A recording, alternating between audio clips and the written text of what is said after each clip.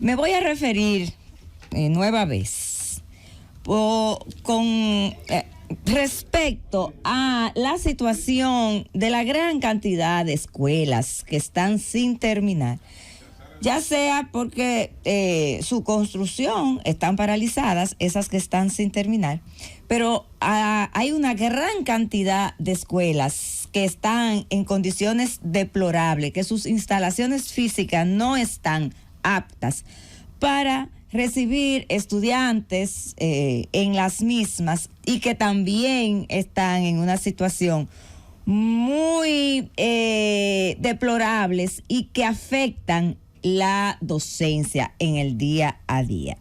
Hoy vimos la situación de la escuela Parroquia Paz y Bien, donde la directora de esa escuela tuvo que paralizar la docencia precisamente por lo que acabamos de decir. Las condiciones de sus instalaciones no están aptas para recibir ahí a más de 380 niños que asisten a esa escuela.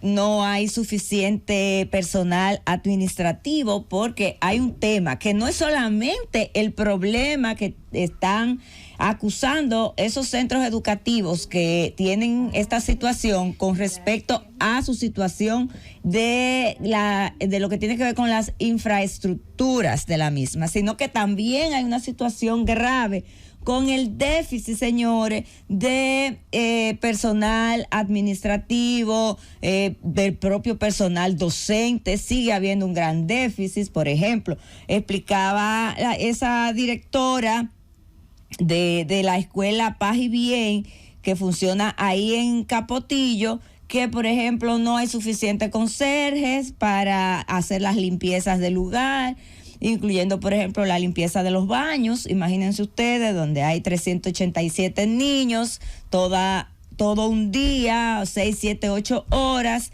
Entonces no hay quien limpie los baños, no hay quien mantenga las instalaciones higiénicas, no tienen suficientes profesores, las instalaciones están, vuelvo y repito, en condiciones que no son aptas para recibir estos niños allí. Bueno, pues ella sencillamente ha tenido que paralizar la docencia. Pero eso que vimos hoy en esa escuela, que está ahí en el centro de la ciudad, en el sector del Capotillo, se repite en todas las provincias del país, en todas las comunidades del país. Tenemos la misma situación, la misma queja. Usted puede ir a cualquier parte, usted va al este y ahí usted se va a encontrar con esa situación, al sur o al norte, al Cibao Central. Tenemos las mismas situaciones. Entonces uno dice, bueno, pero es que es inaceptable que una cartera como el Ministerio de Educación, que maneja miles y miles y miles y miles de millones de pesos anualmente, no pueda resolver problemas tan básicos como, por ejemplo, dotar a los recintos del personal administrativo que necesita. Bueno, porque usted dirá, quizás el personal docente requiere de otro proceso de reclutamiento, de selección, y digamos que ahí pues pudiera ser más lento el proceso, que no debería ser, porque si hay una planificación con tiempo de cuántos profesores vamos a necesitar para el próximo año lectivo, bueno, pues no hay por qué encontrarse con estos tipos de déficits y de situaciones. Por ejemplo, ya ahora, al mes de marzo, se debería saber cuántos profesores se van a necesitar para el año que inicia en agosto o septiembre. ¿Para qué? Para poder entonces trabajar en la implementación de esas medidas que se necesitan. Igualmente, ¿cuál es el personal? Pero fíjense algo muy interesante que ella plantea. Ella dice que la nómina tiene 48 empleados administrativos, pero solamente trabajan 18. Es decir, que tiene una nómina cargada de 48 personas, de las cuales solo 18 rinden una labor en la escuela. Es decir, hay 30 que no se sabe qué pasa con ellos, quiénes son, dónde están, ni nada. Bueno, lo que nosotros decimos, botellas. Hay que preguntarle a la ADP. Hay que preguntarle, bueno, pues sí, sería interesante. Entonces, miren, yo tengo aquí, para que ustedes tengan una idea de cómo va esta situación. ¿Cuánto hace que el nuevo ministro asumió? Ya tiene que tener más de un año, ¿verdad? Sí, hay más de un año. Hay cosas que no es razón por la cual hoy se estén dando, porque ya el ministro tiene más de un año. Todos coincidimos cuando lo nombraron, que es un profesional, un técnico acabado, una persona que no es el político normal, común y corriente que tenemos, que se pone ahí, que tiene compañeritos que le siguen, compromisos políticos que asumió y que entonces ahora en esa cartera tiene que, ¿verdad?, responder. Fue designado en agosto del 22. Todavía no tiene un año. Bueno, todavía no tiene un año. Tiene unos 8 meses, 6 meses, más o menos.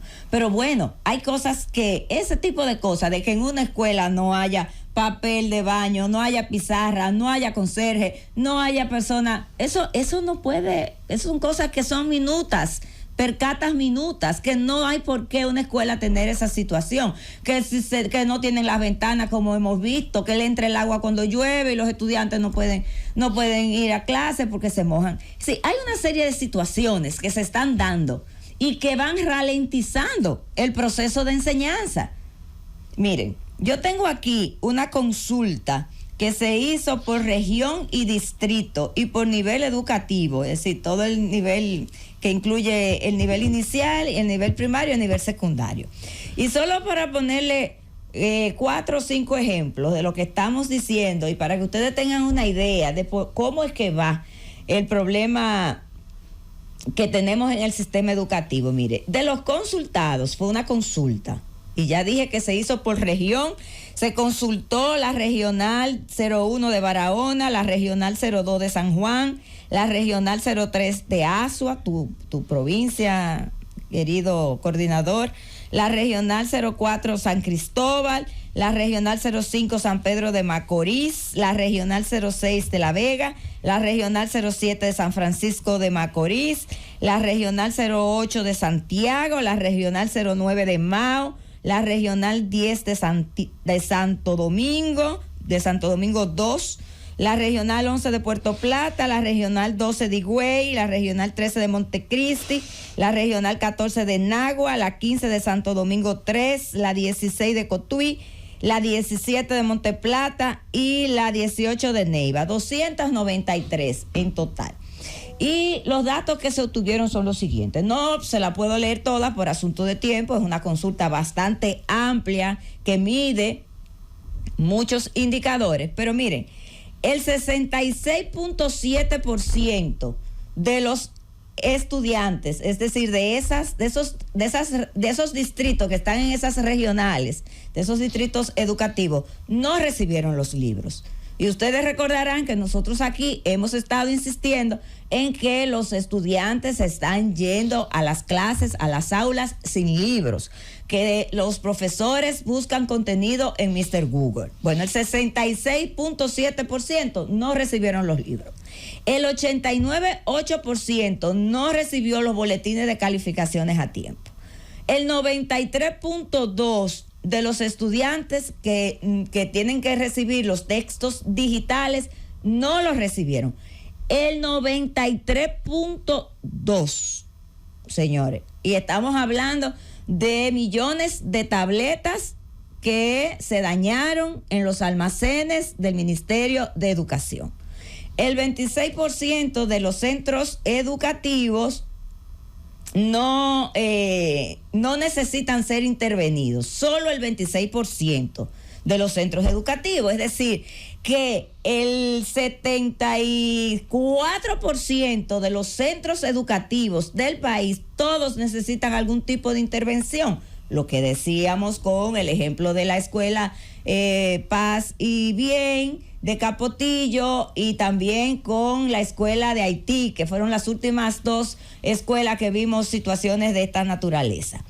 El 78.5% de los equipos tecnológicos que se recibieron, entonces no se los repararon y por supuesto se dañaron. Entonces, y si nos vamos a la calidad de los alimentos, que también ahí se hizo una consulta bastante detallada, bueno, es mejor ni entrar en ese tema. ¿Por qué? Porque la baja de la calidad de los alimentos que están recibiendo nuestros estudiantes en las escuelas ronda el 88%. Señores, estos datos son datos alarmantes. Estos datos debería el ministro, que los conoce, porque el ministro conoce esa consulta que se hizo, porque esos son estudios, levantamientos que se hacen para precisamente servir de insumo a las autoridades para aplicar mejoras. Entonces, el ministro debe de tomar estos datos para empezar a aplicar las mejoras que se requieren. Porque, señores, es que no es posible. Uno aquí no se da cuenta de lo que está pasando en el país con el sistema educativo. Pero no es posible que estas situaciones que le estamos señalando se sigan dando. ¿Por qué? Porque tenemos los recursos. Si tenemos los recursos y se siguen dando estas situaciones, es evidente que entonces hay unos niveles de ineficiencia que también hay que revisar. Llévatelo, Cundo.